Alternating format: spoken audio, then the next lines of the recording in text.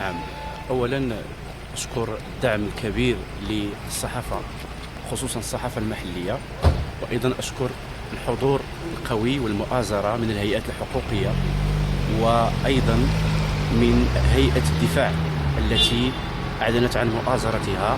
الآن وصل عدد ديال المحامين تقريبا 10 ديال المحامين أعلنوا عن المؤازرة ديالهم، وستبقى هذه المؤازرة وهذه الوقفة وقفة موسومة في تاريخ يعني المنطقة، وأيضا تبين مدى حرص هيئة الدفاع ووعيها بمشاكل المنطقة وبالدور الكبير الذي تلعبه الصحافة المحلية، وخصوصا صحافة القرب التي نلعب فيها دورا رائدا، والتي لم يزل مجموعة من الرؤساء الجماعات والمدبرو الشأن المحلي لم يستوعبونها بعد، ويحتاجون إلى تكوين في هذا المجال، لأنهم لا يحسنون التعامل مع الصحافة ويعتبرونه حيطا قصيرا للقفز عليه، ومن أجل إسكات هذه الأصوات الحرة التي لا تزال تنبض في هذه المنطقة، ومن طبيعة الحال أظلال من بين المناطق التي لا تزال في حاجة إلينا، في حاجة ماسة إلينا.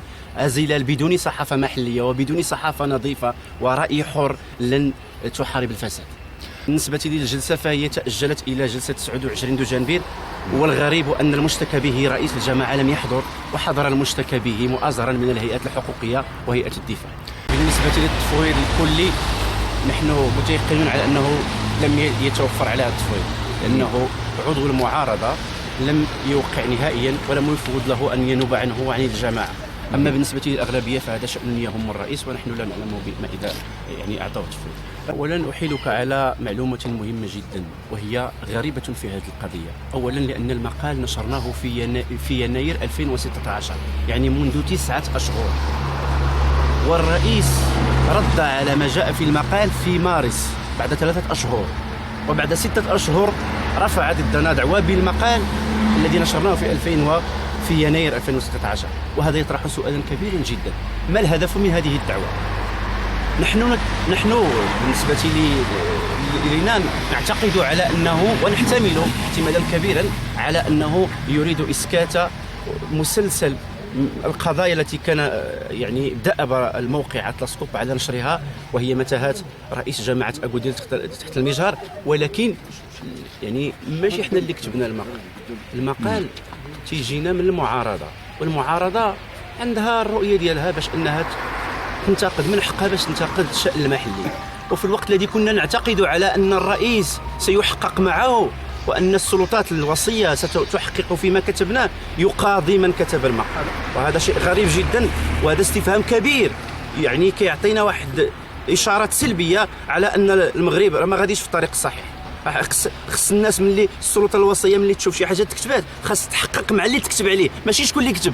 وهذا هو المهزله اللي كاينه في المغرب، تيحققوا مع شكون اللي كتب ويخليو اللي تكتب عليه حر، غادي يصول ويجول.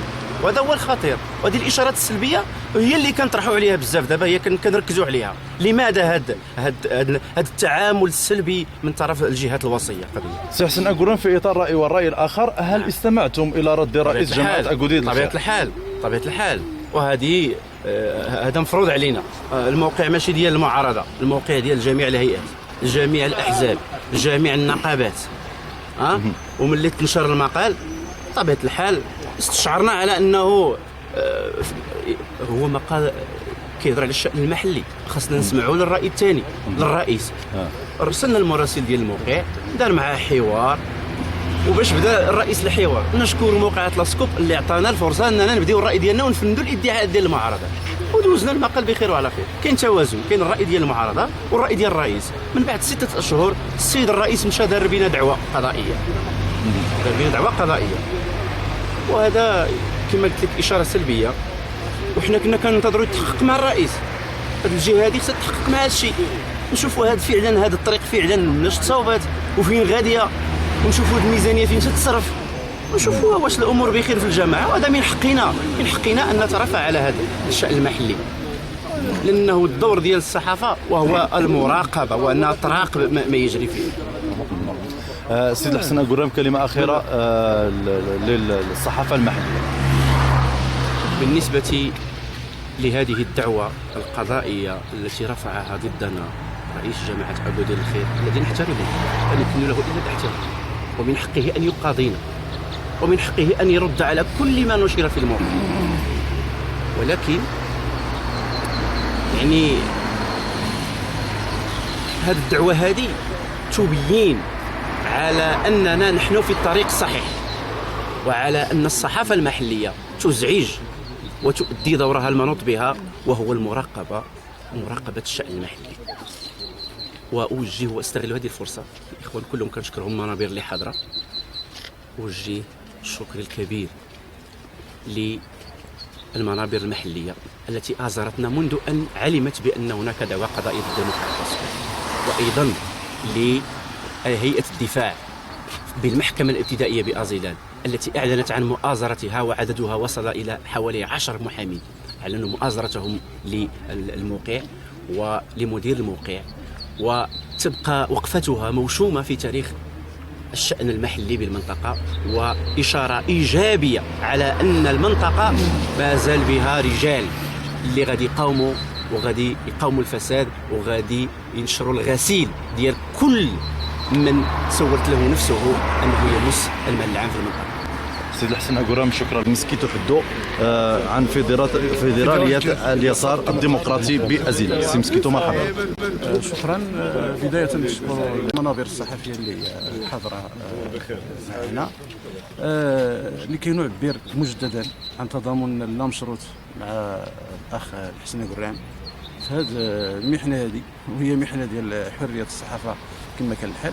الأحزاب الفيدرالية اللي كتكون من حزب الاشتراكي الموحد وحزب الطليعة وحزب مؤتمر الوطني الاتحادي صدرت بيانا في الموضوع، وعبرت من خلاله على التضامن ديالها اللامشروط مع الأخ حسن ومع الموقع ديال أطلس سكوب، إيمانا منها يعني حنا تنآمنوا بحرية الصحافة وحرية التعبير، ونعتبر هذه المتابعة القضائية هي محاكمة لحرية الصحافة وحرية التعبير، وبطبيعة الحال ودفاعا منا عن الدور يعني الحيوي اللي كتلعبوا هذه المنابر في متابعه يعني كل الشؤون بما فيه الشأن المحلي، لانه الصحافه نعتبرها هي تلك السلطه الرابعه، وإلا ما احترمناش السلطه الرابعه يعني فالسلطات الاخرى ستتجبر وغادي دير اللي بغات.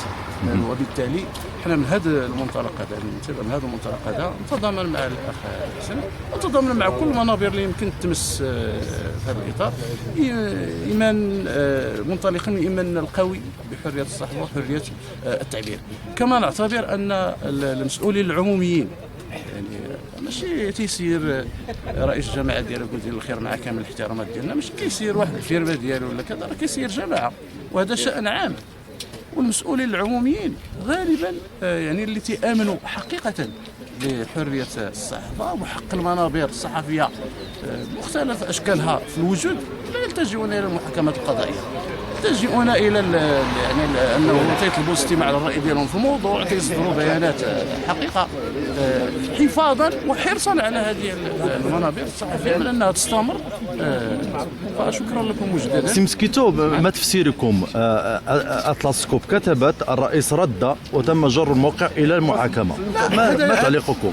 التعليق ديالنا راه باين واضح، هذه المسألة واضحة وضوح الشمس، أن هذه شكاية كيدية، شكاية فيها يعني أنه المنبر نشر وتعطى الحق للطرف الاخر باش يعبر عن الراي ديالو، ومن بعد صدرت يعني تقدمت شكايه، فنعتبرها شكايه كيديه وشكايه فيها وشكايه يعني عندها خلفيات، وربما هناك من اوعز للرئيس ديال جامعه جدة الخير بان يقيم هذه الشكايه ضد هذا المنبر الصحفي. سي مسكيتو حدو، شكرا لكم.